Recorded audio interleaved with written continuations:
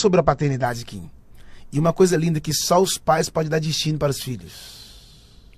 Os pais são arcos e os filhos são flechas. Quando você atira uma flecha, quem sai do lugar é o arco ou é a flecha? É a flecha. Porque aonde os pais não vão, eles liberam os filhos para irem. Nossa, meu Deus. Essa Não forte. tenha medo de ter filho, porque todo homem próspero tem filhos. Cada filho traz debaixo do braço um pão da provisão. Quando Jesus veio à terra, ele não chamava Deus de Deus. Só chamava ele de pai. Por quê? Porque a religião te apresenta um Deus, mas o filho te revela um pai. Uau. Vamos mais fundo, vamos mais fundo. Por quê? Porque toda vez que você tem Deus como Deus, você sacrifica. Mas toda vez que você tem Ele como pai, você obedece. E obedecer... É melhor do que sacrificar. Por que obedecer é melhor do que sacrificar? Porque toda desobediência precisa ter um sacrifício. Desobedeceu, faz sacrifício. Desobedeceu, faz sacrifício. Aí, no Novo Testamento, eu não te chamei para o sacrifício, eu te chamei para a obediência. Por quê? Porque Jesus é o sacrifício. Então, após a cruz, ele não te chamou mais para sacrificar. Só te chamou para My God! E sabe qual é a conclusão de obediência? Que obedecer é você fazer aquilo que não queria, mas fazer bem feito. Eu não queria estar aqui, mas estou por obediência. Eu não queria cumprir isso aqui, mas eu vou cumprir porque por obediência. E obedecer só significa que você é filho. Quando você obedece, você saiu da posição de escravo e entrou no lugar de filho. Isso é um bug na cabeça de alguém agora. Por quê? Deus não pode dar autoridade para filhos rebeldes. Deus não pode dar autoridade para filhos rebeldes. Por quê? Porque um filho rebelde, quando tem autoridade, ao invés dele construir, ele só destrói. A destruição tem a ver com a rebeldia. E rebeldia é pecado de feitiçaria. Ele te chamou para ser filho. E filho obedece. Por isso que Jesus foi para a cruz em silêncio. Porque ele estava debaixo da cadeia de obediência. E mais lindo está aqui. É que depois que ele ressuscitou, ele falou assim, ó, é-me dado todo o poder. Nos céus. E na terra. Por que ele recebeu o poder? Porque ele entregou obediência. Entrega. Eu tô pegando. Cara. Quando você se entrega diante da obediência, Deus te devolve com autoridade. Por que os demônios obedeciam a Jesus? Porque Jesus obedecia o Pai. Por que as enfermidades obedeciam a Jesus? Porque Jesus obedecia o Pai. Por que as legiões obedeciam a Jesus? Porque Jesus obedecia o Pai. Por que os demônios não nos obedecem hoje? Porque nós não obedecemos ao Pai. Os demônios, as enfermidades não nos obedecem porque nós não obedecemos. Olha, Jesus nunca orou para curar ninguém. Jesus nunca orou para curar ninguém? Nunca orou para curar ninguém. Uau. E eu não estou falando que não orar, que a oração para cura é errado. Pelo contrário. Não. Temos que orar pelos enfermos. Sim, sim. A Bíblia diz, unge com óleo, a oração da fé salvará o enfermo. Sim, sim. Sabe por que Jesus nunca orou na hora? Porque ele orava antes. E quando ele chegava, ele não orava porque agora a enfermidade não tem a ver com oração, tem a ver com comando. Por isso que ele falava, sai. Cego enxerga, mudo fala, porque ele orava antes. Posso falar de oração? Vai. É o que a gente menos fala hoje. A oração é um depósito. A oração é um depósito. Porque você só pode sacar se você depositar. Se não houver depósito hoje, não tem saque amanhã. Por isso que na cova que Daniel foi jogado, ele não orou lá dentro.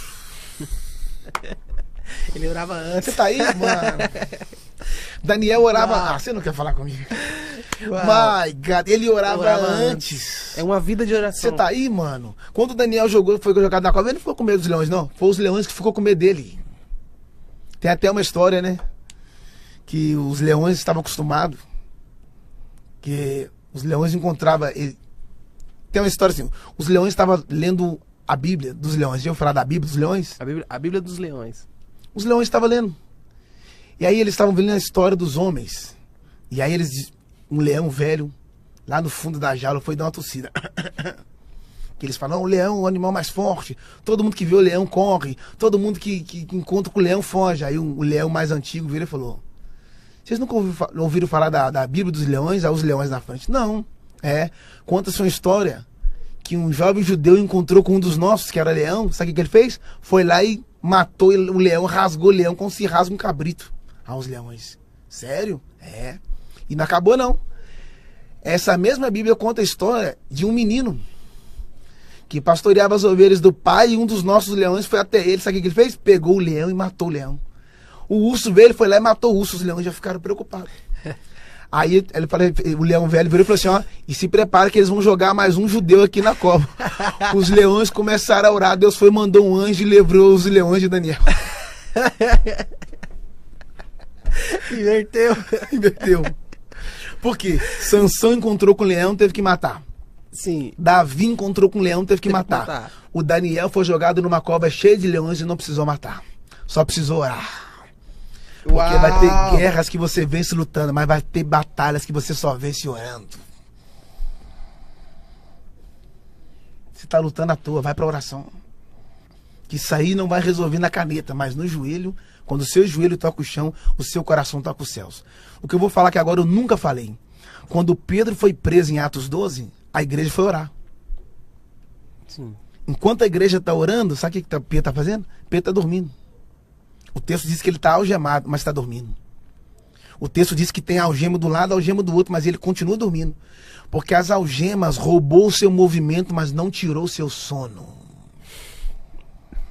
Uau.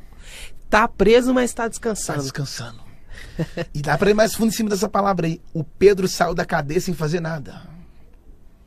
Porque talvez em certas batalhas que você esteja enfrentando, o seu papel é só descansar.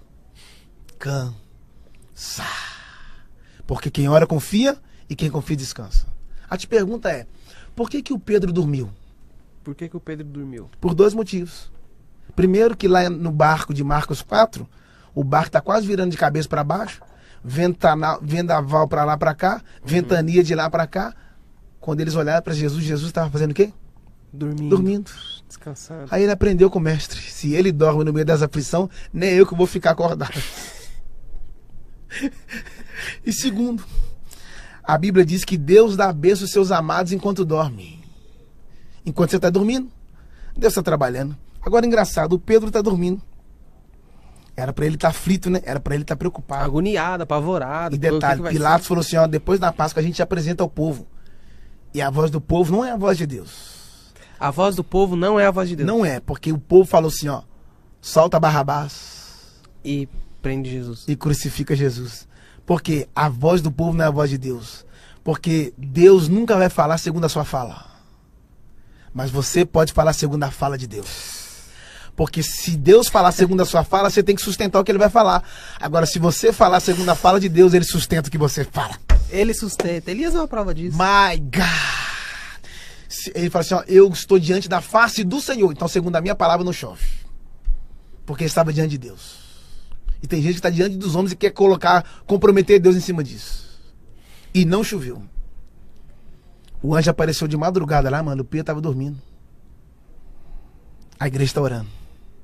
E o Pedro sabia que Deus é capaz de permitir alguém preso para nos levar ao lugar da oração? Porque a igreja só foi para o lugar da oração quando viu que um Pedro estava preso. Porque enquanto tem uns presos, tem outros orando.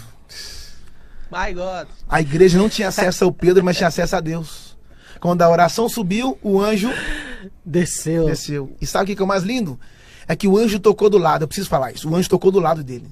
Por que o anjo tocou do lado? Porque Deus sabe qual é o lado que se desperta. Deus sabe que se ele tocar em certas áreas da sua vida, meu filho, você volta a chorar de novo. Hein? Se ele tocar em certas áreas, você volta. Eu vou voltar a buscar. A pergunta é, você vai esperar ele tocar ou vai despertar? Quando o anjo tocou, foi do lado aqui, não foi? Sim. Larga, do lado. Sabe por que foi do lado? Porque quando Deus formou a Eva, foi da costela, do lado. Deus mexeu do lado. Yes. Engraçado. Só que quando Jesus foi para a cruz, o soldado enfiou a lança onde? Do lado. E saiu sangue e água. Por quê? Porque toda mulher quando está grávida, que a bolsa do líquido amniótico se rompe, o sangue se mistura com a água, então sai sangue e água. Sim. Lá no Éden, quando Deus mexeu do lado, saiu a Eva. Mas lá no Gólgota, quando o soldado tirou a lança, era a bolsa rompendo. Estava nascendo a igreja. Mexeu do lado. Porque Deus sabe qual é o lado que te desperta. E quando o anjo tocou do lado do Pedro, falou para ele assim, levanta. Quando o Pedro levantou, as algemas caiu. Sabe por que muitas algemas não caem? Porque a gente não quer se levantar. Tem gente esperando as algemas cair para se levantar. E Deus está dizendo agora, se levanta primeiro.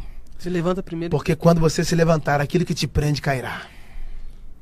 E eu te pergunto, as algemas eram de plástico ou eram de ferro? Ferro.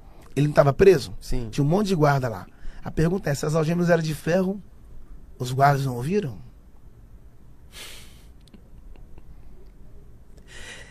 Cara, que profundidade. Se as algemas caiu, como é? Exato. Automático. O barulho. O Pedro saiu porque Deus sabe trabalhar no barulho, mas ele também sabe trabalhar no silêncio. E o fato de não estar acontecendo barulho na sua vida não significa que Deus não esteja trabalhando. Vai ter hora que vai ter barulho, festa, comemoração, mas vai ter momentos na sua vida que você não vai estar ouvindo barulho de nada, que você não vai estar vendo gritaria, mas na cortina dos bastidores tem um Deus que trabalha para aqueles que nele esperam. Na cortina dos bastidores estará sendo feita uma grande obra. Diga amém, igreja.